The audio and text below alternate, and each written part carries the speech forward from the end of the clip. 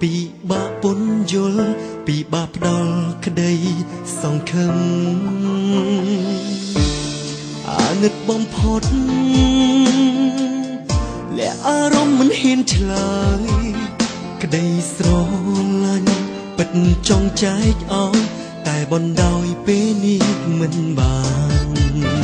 បើគ្មានគេបងនឹងស្រឡាញ់អូបើគ្មានគេបងនឹងជ្រើសរើសស្ងួន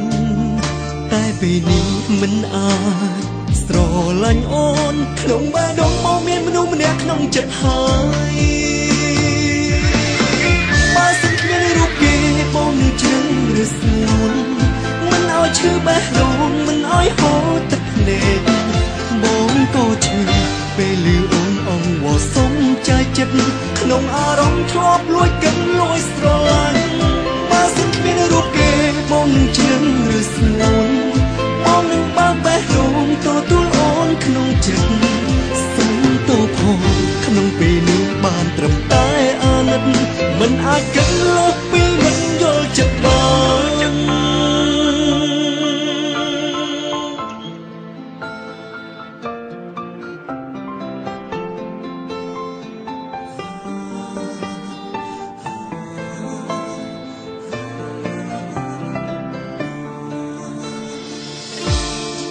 ស្រីទឹកភ្នែក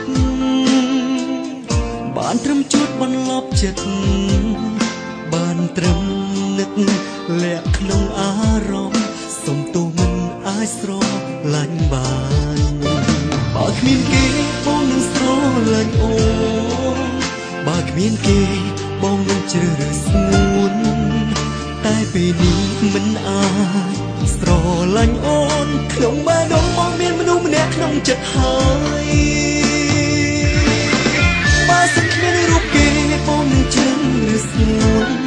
មិនឲ្យឈឺបេះដូងមិនឲ្យហូរទឹកភ្នែកបងក៏ឈឺពេលលឺអូនអង្វរសុំចែកចិត្តក្នុងអារម្មណ៍ធ្លាប់លួចកិនលួចស្រឡាញ់បើសិនគ្មានរូបគេបងនឹងជ្រើសរើសស្ងួនបងនឹងបើកបេះដូងទទួលអូនក្នុងចិត្តសុំទោសផងក្នុងពេលនេះបានត្រឹមតែអាណិត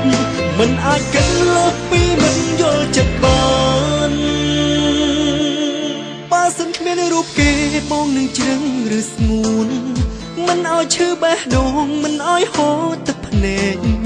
បងក៏ឈឺ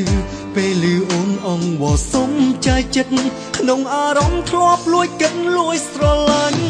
បើសិនគ្មានរូបគេបងនឹងជ្រើសរើសស្ងួន